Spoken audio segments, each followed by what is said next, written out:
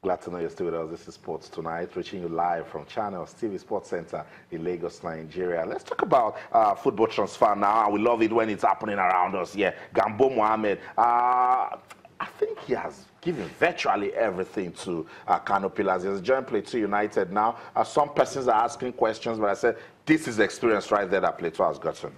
I think this is a big one for Plateau United. It just signals the intention on the continent. They asked for Gambo Mohamed to have left Kano Pillars. Something must have happened. He didn't play so much football last season. At some point, they will talk about the coach moving into the B team, the feeders team, to go train with them and play with them and all of that. Perhaps he may have felt slighted. We don't know what is going on in the guy's head anyway. But to join Kano Pillars, I think they can do with the experience, especially somebody that knows the league very, very well. Plateau United have brought in players to score. Charles Elong used to be with Giwa, played for Rangers last season. Now he has moved also to Plateau United. We'll see how it all goes. But this is the time, this is the period where players move and all of that. We wait to see whether Plateau United this field, what they need to do on the continent. You know the CAF Champions League games coming up this weekend, and the discussion is we have teams from South Africa, from Congo, teams from North Africa, the Moroccans, the Egyptians, all in the finals of Africa Club competition. What is happening to Nigerian Premier League team? It was a disaster last season. I think moving forward, we just have to answer those questions, basic questions, and set our targets for what we want to achieve this season. I think it behoves on the clubs, not the LMC this time around. It behoves on the clubs to know, to plan the season, know the players that they want, know how far they want to go in the competition.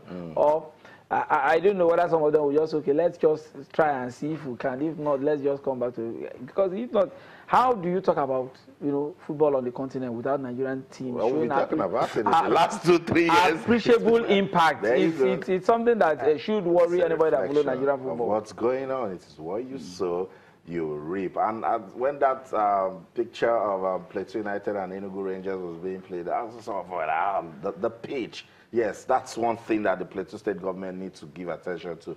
Fix that pitch or hurry up and open up that new stadium that you're building, because Plateau United cannot play in the CAF Champions League with that kind of pitch. So infrastructure is a major setback to football development in the country. We put together this report taking a look at infrastructure development in Nigeria.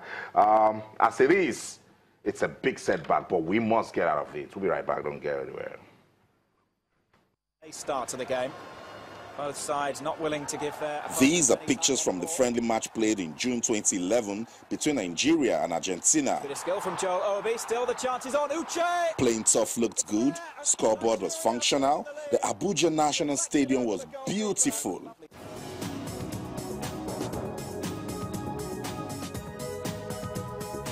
And for a project that gulped a whopping 54 billion naira, you struggle to understand why maintenance wasn't part of the plan. And this is the consequence of neglecting maintenance.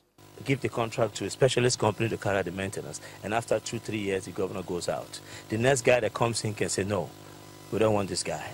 I want my guy to start carrying out the maintenance. And that guy that they want to give the contract to might not have the technical ability to get it done. They start using pipes to water a pitch that's supposed to have a sprinkler system. Let's go to Kaduna. The Ahmadu Bello Stadium hosted the African Cup of Nations qualifying match between Nigeria and Egypt in March last year.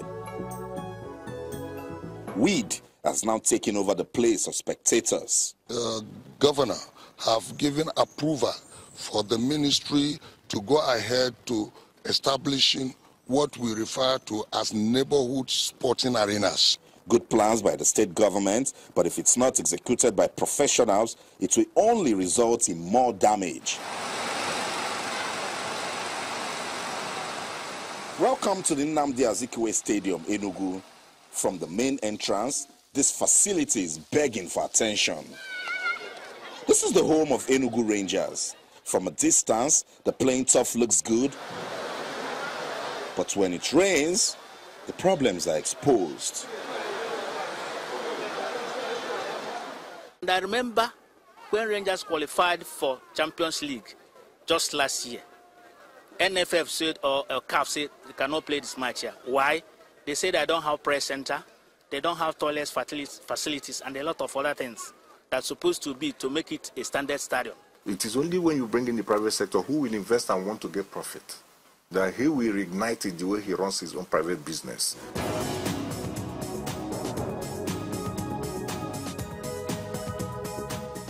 The Liberty Stadium made Shooting Stars a renowned football club. It has been abandoned since 2009. We were denied access, but from this exterior view, you be the judge. The National Stadium in Surulere, Lagos. It was on this ground Nigeria won a maiden AFCON trophy in 1980. It has been abandoned since 2002, and now things are falling apart. We have seen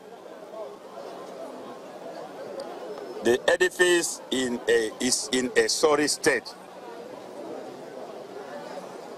The level of dilapidation is embarrassing. It can never be equated with our civilization as a people. And so whatever step that can be taken must be taken to address it.